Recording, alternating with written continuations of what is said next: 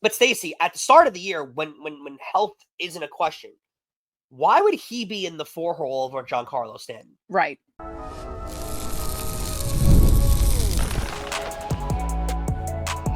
You are Locked On Yankees, your daily New York Yankees podcast. Part of the Locked On Podcast Network, your team every day.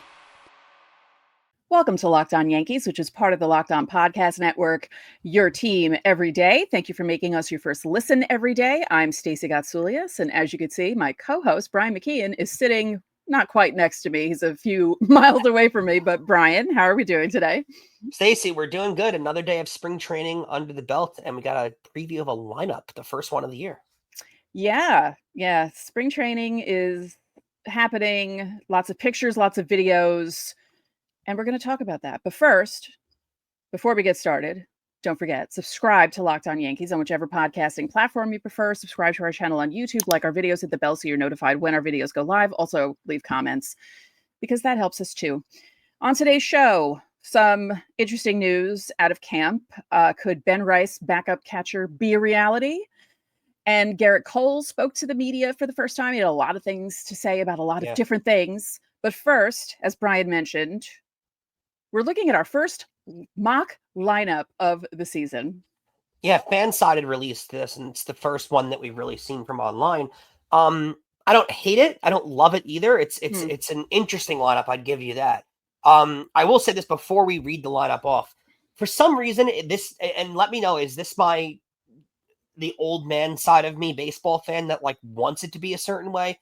I like when the big power bats are next to each other. Yes. I don't know why. Maybe it's an old-timey thing of me. It probably is. But I don't like things being split up I don't like there being 3 or 4 or 2 or 3 non-power bats in the middle of the 2 big power bats. Am I wrong for saying that or no? No, you're not wrong. Looking at this lineup, there's too much of a separation between the 2 big guys. We're going to tell you about the order of the lineup. But my first glance at it, I thought, Okay. So either we're both old heads or... Well, I know I am, but...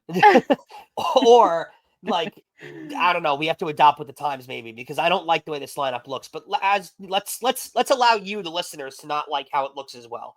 Right. Basically, we have leading off Jason Dominguez. I think we'll actually analyze this leadoff. Actually, you know what? Let's read the lineup out first and then go spot by spot. Right. Leading off Jason Dominguez, batting second Aaron Judge, batting third Cody Bellinger, batting fourth Paul Goldschmidt, batting fifth Jazz Chisholm Jr., batting sixth Giancarlo Stanton, seventh Austin Wells, eighth Anthony Volpe, ninth DJ LeMahieu. I don't love it at first glance, and I'll tell you this. First off, at the first spot, I actually don't hate it, and I don't hate the idea of turning Jason Dominguez into a future leadoff hitter. He has great speed. From what we all hear, now the Yankees are going to have to prove that to us because they've told us that everybody's a great base runner, and a lot of guys proved us wrong last year. But from what we hear, Jason Dominguez, very good base runner, very good speed. So I don't hate the idea of Jason Dominguez being a leadoff hitter. If you can turn him into a guy with a really great eye that also has really good pop in his bat, I don't hate the idea of it, especially at the age he is. You could be setting up your leadoff hitter for the next 10, 12 years. I don't hate the idea of that. I think he definitely has a reputation of being able to be more of a power bat. So I don't necessarily love the idea of him in a leadoff hitter based on what you're trying to develop him into. Right. But if you're going to try and develop him now into a leadoff hitter at this age and be able to have a leadoff hitter with power and pop at the top of your lineup, I don't think it's the worst thing in the world. They tried it with Judge a few years ago. I don't think it worked there very well at all. But I don't think this is the worst thing in the world with Dominguez. Your thoughts? Yeah, I don't think it's that bad. I don't have a problem with that. I basically have a problem with the rest of the lineup. But the Dominguez as leadoff doesn't bother me because, as you said, he has speed on the bases. I don't know how his recent weight gain is going to affect that because he's become a lot more muscular this offseason.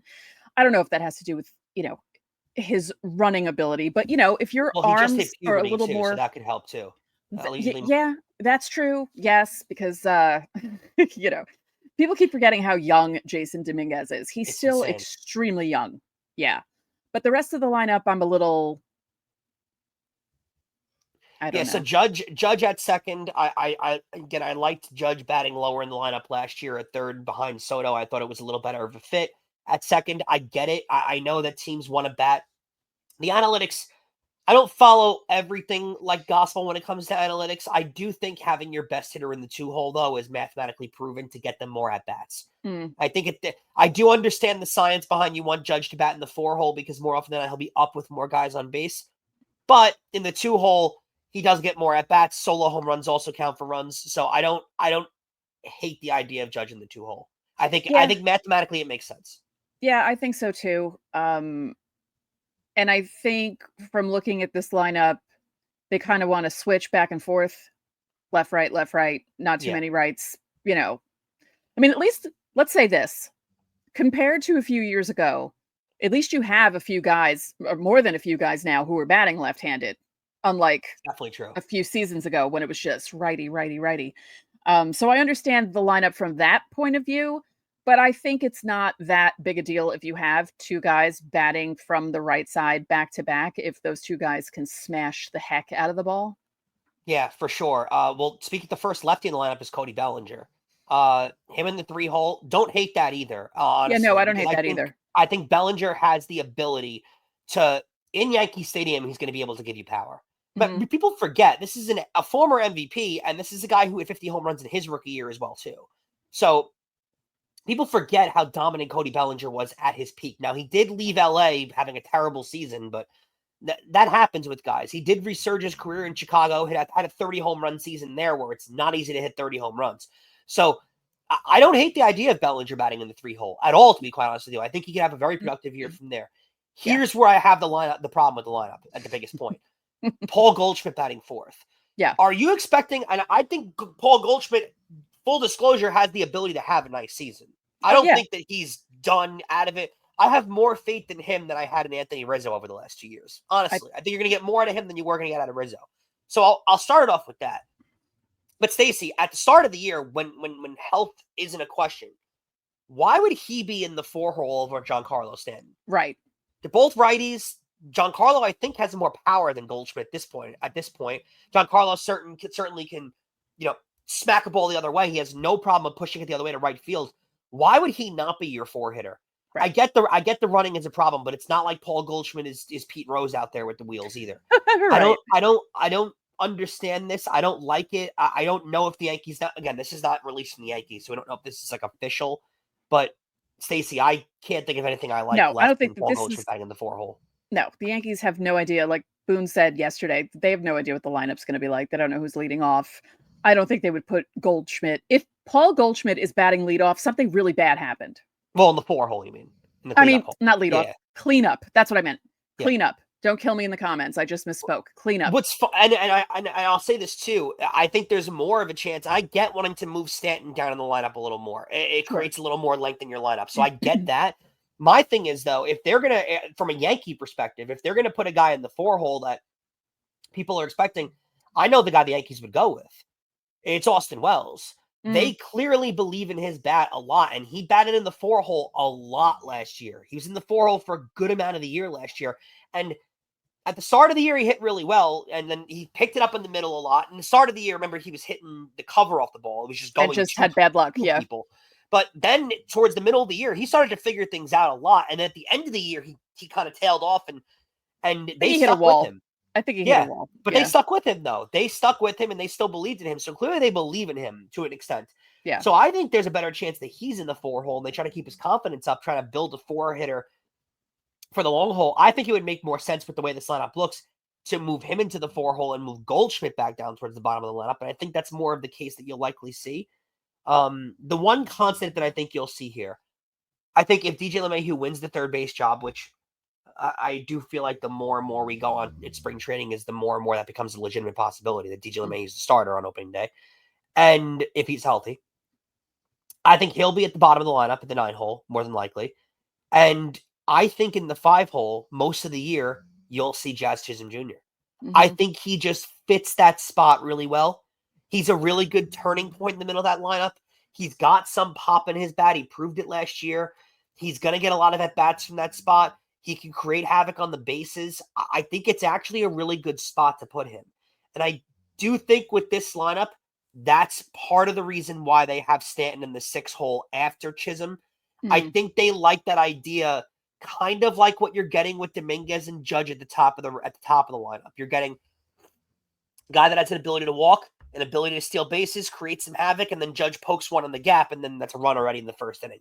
I think you're trying to get something similar with Stanton and Chisholm. Chisholm can easily work a walk, easily steal a base, and boom, it's a cheap but quick run.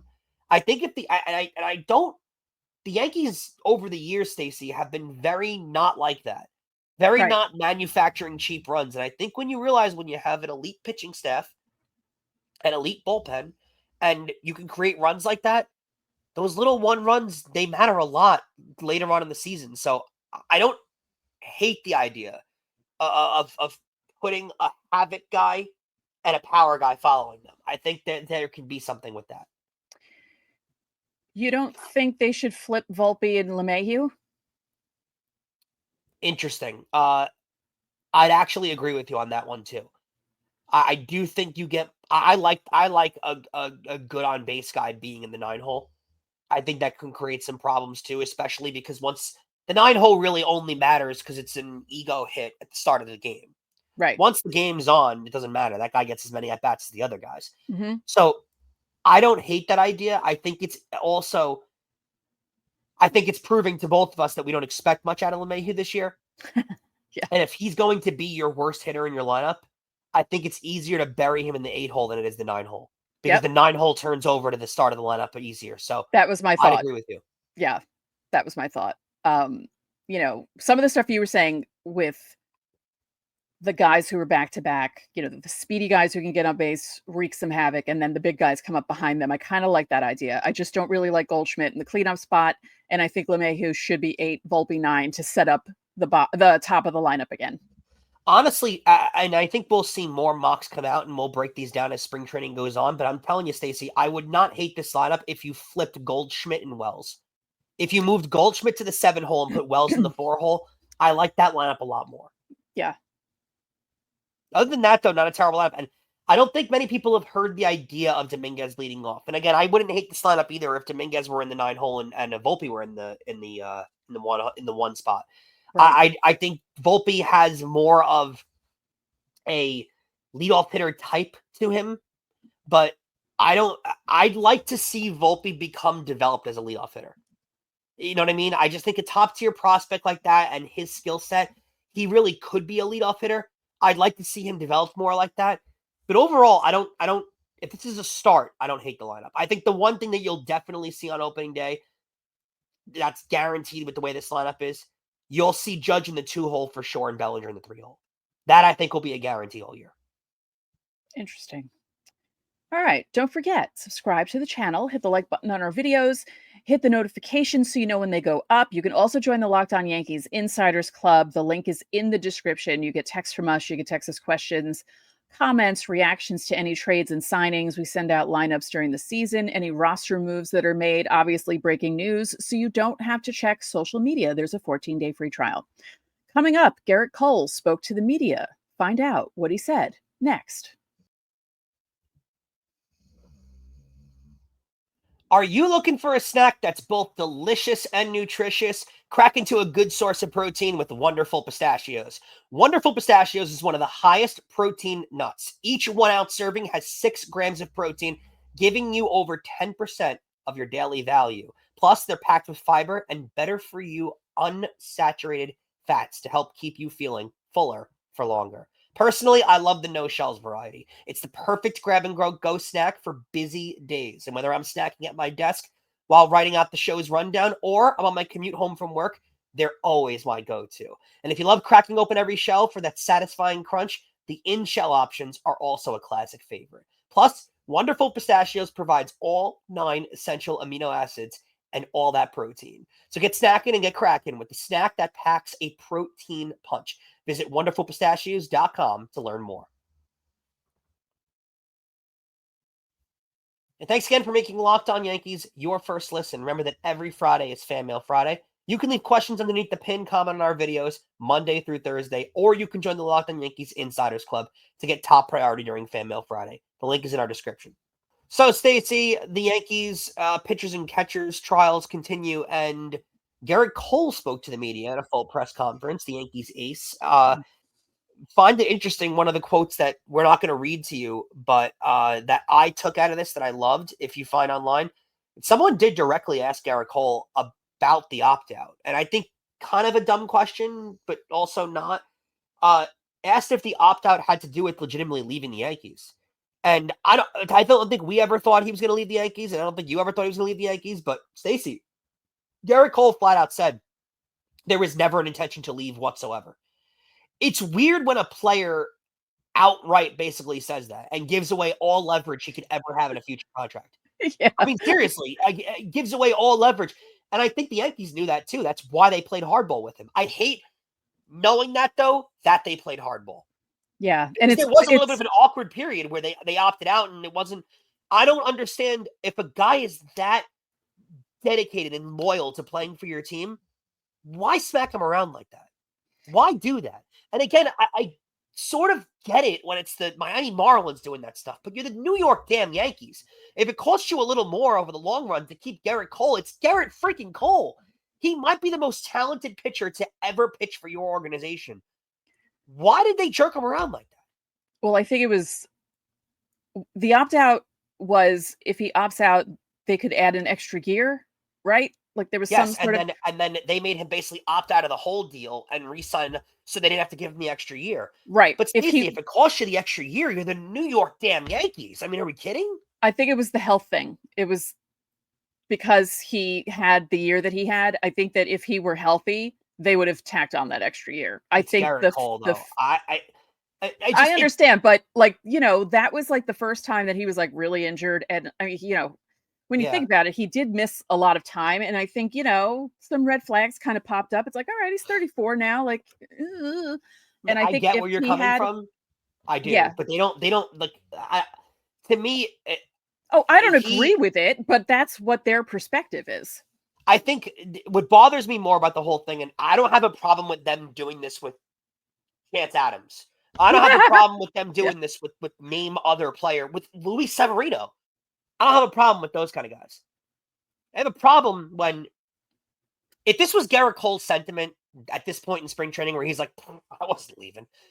And that was the sentiment they knew that he felt that way in what was this, November, December. They knew that he felt that way the whole time.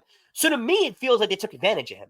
To me, it feels like they knew he was going to opt out because he wanted the extra year, and they were like, ha, sucker, we're going to get our benefit out of this.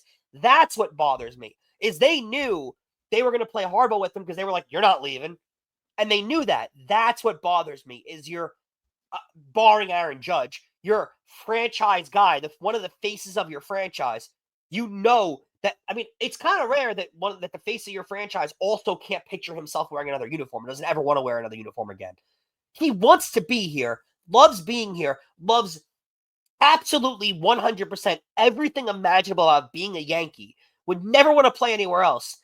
And then you take advantage of him in the public eye like this to save $35 million in the last year of his deal. I know, $35 million is a lot of money, but you're the New York Yankees. Stop playing hardball with your own players. And again, I don't hate playing hardball with Chance Adams. I hate playing hardball with Gerrit Cole. Pun intended. Yes, exactly. So, Stacey, you can go ahead with this quote.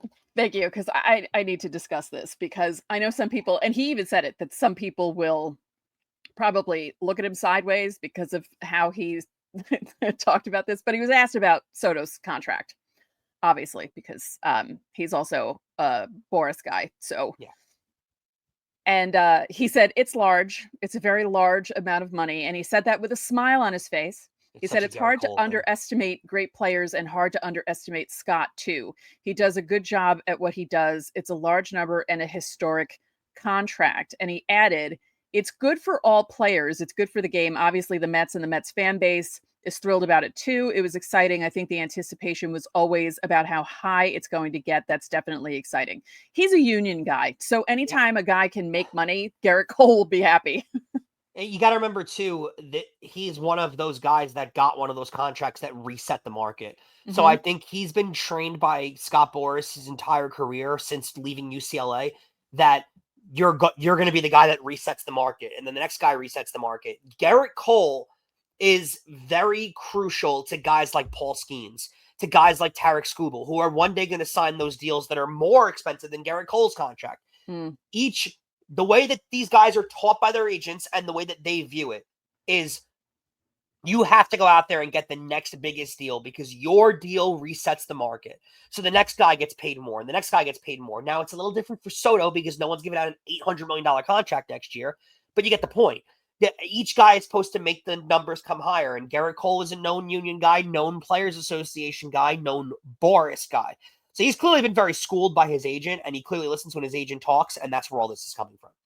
Yeah, he's also pretty smart because he knows which guys to pay attention to, and some of the old union guys that basically paved the way for this to happen years ago, he looks up to. So Cole's a smart dude. People don't realize that. Yeah, I just find the whole thing funny. You're going to get a different perspective from a player that didn't sign a $350 million contract. Right. No. He said about the Yankees, this is what the article said. I got this out of The Athletic. It said Cole, who along with Aaron Judge meets frequently with Yankees owner Hal Steinbrenner to discuss clubhouse concerns, said he's pleased with how the front office pivoted this offseason in signing Max Fried, Paul Goldschmidt, trading for Cody Bellinger, and Devin Williams. He said the beauty of the Yankees is the ability to go out and fill the roster and fill the spots with a goal of getting back to the World Series and winning the World Series. They've done as good a job as you could have asked. I think we feel very confident in the additions we've made. You have former MVPs, two of them a former Rookie of the Year and one of the best closers in the game and one of the left-handed pitchers in the game. It's hard not to say those additions made us better, coming from the fact that after we lost Juan and then we made those additions. It's big shoes to fill. You've got to be proud of the organization for what they've done, and you have to be excited about the additions because they're really great players and people. So he's happy. It's got to be good for, and you can tell by this quote that he was clearly asked from the ownership what he thought about bringing these players in, and he clearly approved of it. So I don't hate asking your best players what they think. These guys are more connected to the sport than anyone that's in the front office. So I don't hate what these guys asking what these guys think. And you know what? He's right. They brought in two former MVPs. They brought in one of the best closers in baseball and the best lefty in baseball. If it wasn't bringing Juan Soto back, this is as good of an offseason as you could have had. Yeah, because like we keep saying, if they had spent all that money on Juan Soto, it would have been hard for them to spend at all on anything after that. Yeah. So we said that during when everything was happening. It was like, okay, yes, it's great to have Juan Soto because he's a generational player, but then also signing Juan Soto for that much money kind of hamstrings them a little bit because then you can't fill the positions that they actually really need to fill that are going to be open. So Catch-22. Yeah. I think you may look back at this next October and think this was the better move long-term. Yeah.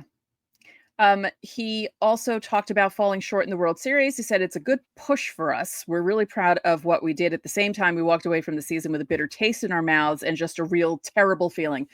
Me too, Garrett. Me too. Thanks. Blame your manager. Matt Blake said that Cole is already in his throwing program. Started it last week. Cole said he's ahead of where he was last year at this time. So hopefully, if you're not watching on YouTube, I have my fingers crossed that everything is okay with Cole and that he has a normal beginning to the season. There were also shots of him and Max Fried talking baseball, which I thought was pretty cool. And I was right. Max Fried does have a mustache. Yep, and they're speaking of facial hair. Wait, that's what we're gonna get into next segment because we've got some harsh opinions on that. We have some awful news, guys. We have some awful news, but we're going to talk about that in the next segment, along with the news that Ben Rice could possibly be in contention for the backup catcher role.